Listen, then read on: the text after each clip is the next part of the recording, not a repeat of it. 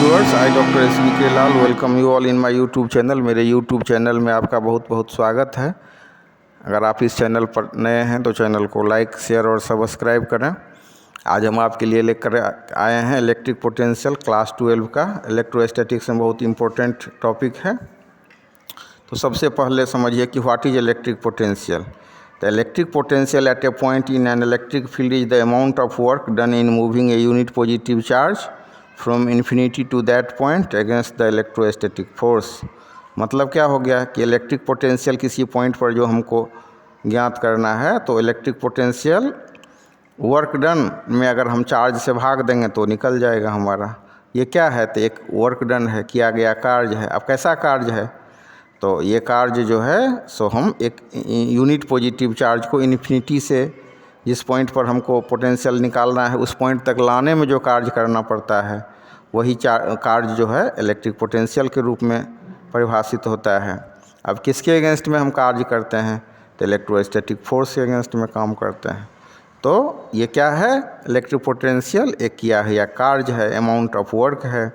अब किसके अगेंस्ट में है? तो इलेक्ट्रोस्टैटिक फोर्स के अगेंस्ट में है। अब इसका फार्मूला क्या होता है? तो इसका फार्मूला होता है V बराबर W/Q।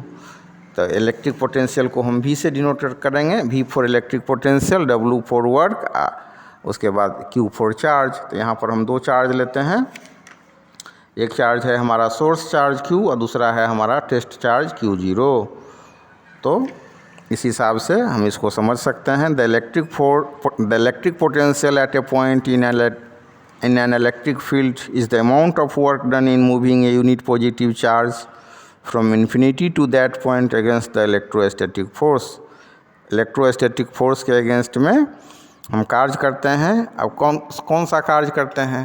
तो यूनिट जो हमारा पॉजिटिव चार्ज है उसको इन्फिनिटी से हम एक पॉइंट पर लाते हैं जहाँ पर हमको इलेक्ट्रिक पोटेंशियल ज्ञात करना है। तो इलेक्ट्रिक पोटेंशियल का फॉर्मूला हो गया इलेक्ट्रिक पोटेंशियल बराबर वर्क डन बटा चार्ज।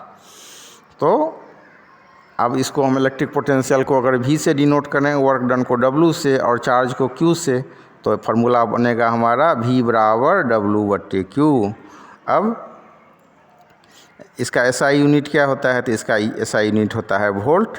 अब इसको परिभाषित कैसे करेंगे कि the electric potential at a point in an electric field is said to be 1 volt if 1 joule of work has to be done in moving a positive charge of 1 coulomb from infinity to that point against the electrostatic force। मतलब हम जो 1 volt कार्य की बात करें, 1 volt जो electric potential की बात करें, तो 1 जूल कार्य जो जब संपादित होता है यूनिट पॉजिटिव चार्ज को, 1 कूलम चार्ज को इन्फिनिटी से जिस पॉइंट पर हमको इलेक्ट्रिक पोटेंशियल ज्ञात करना होता है वहाँ तक लाने में।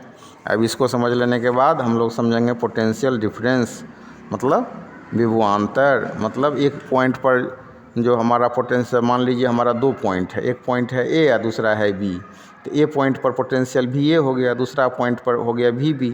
तो दोनों के बीच में कितना पोटेंशियल का अंतर होगा, इसी को हम पोटेंशियल डिफरेंस के रूप में परिभाषित करते हैं। The potential difference between 2 points in an electric field में be defined as the amount of work done in moving a unit positive charge from one point to the other against the electrostatic force.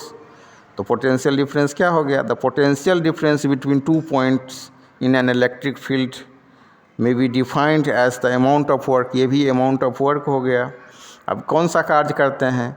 तो यहाँ भी हम unit positive charge को एक point से दूसरे point पर लाते हैं। अब पॉइंट A पर हमारा Q0 है चार्ज, इसको हमको पॉइंट B पर लाते हैं। तो पॉइंट B पर लाने में जितना कार्य होता है उसको हम V से अगर डिनोट करें तो VB बराबर हो जाएगा VB माइनस VA। V बराबर VB minus VA।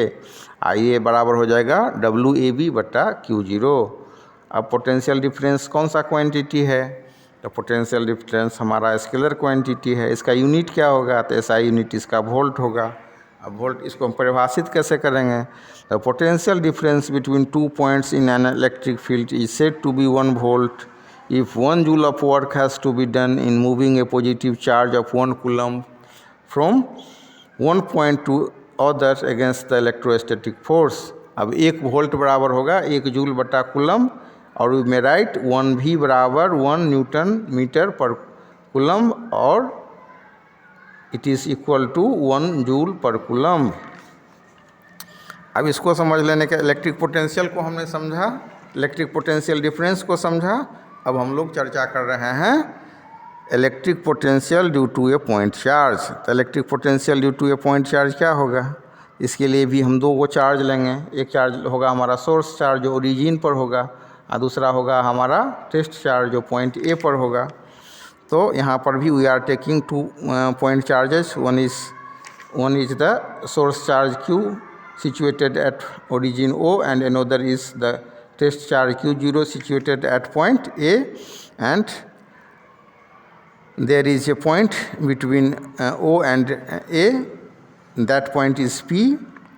P is situated at the distance R from the origin O, and point A is situated at the distance X from the O. इतना चीज़ को समझ लिए तो हम आराम से electric potential due to a point charge निकाल सकते हैं। तो we are taking 2 charges. One is positive charge is at point O, और वी में से कि we are considering a positive point charge Q placed at the origin O, and we are going to calculate its electric potential at point P। तो हम एक charge ले रहे हैं Q क्या है? तो पॉजिटिव चार्ज पॉइंट चार्ज है। कहाँ पर है? तो पॉइंट O पर है।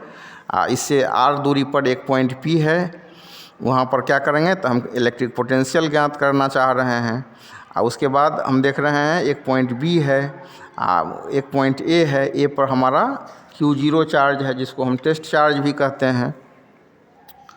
तो उसके लिए अब हम क्या करेंगे?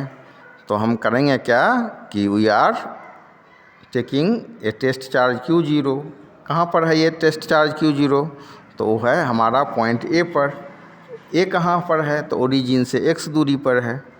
अब कूलम्ब लॉ से इलेक्ट्रोस्टैटिक फोर्स को हम ज्ञात करेंगे, जो कि कार्य कर रहा है Q0 चार्ज पर। तो we are going to calculate the electrostatic force acting on charge Q0 by the Coulomb's law, or we may say that by Coulomb's law we can calculate the electrostatic force acting on charge Q0, and this force is, or we may say Coulomb force F is equal to 1 by 4 pi epsilon naught Q into Q0 upon x square। एक charge हमारा Q0 हो गया, दूसरा charge Q, तो दोनों charge का गुणनफल हो गया Q into Q0। अब ये Q0 चार्ज कितना दूरी पर है? तो x दूरी पर है, तो इसका स्क्वायर हो गया x स्क्वायर। तो हमारा F का मान हो जाएगा F बराबर 1 by 4 pi epsilon naught Q into Q0 upon x square.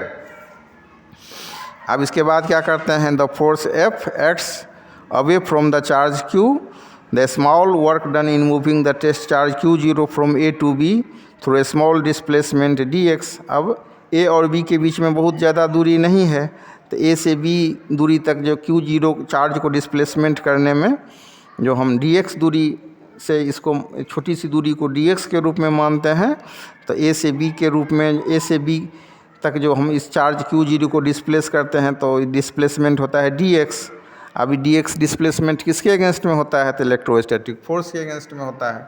उसके बाद तो ये इसको हम कैसे कैलकुलेट करेंगे? तो ये स्मॉल वर्क dw के बराबर होगा। तो dw वी में राइट dw बराबर F इंटू dx। क्यों? क्योंकि कार्य बराबर बल गुने विस्थापन होता है।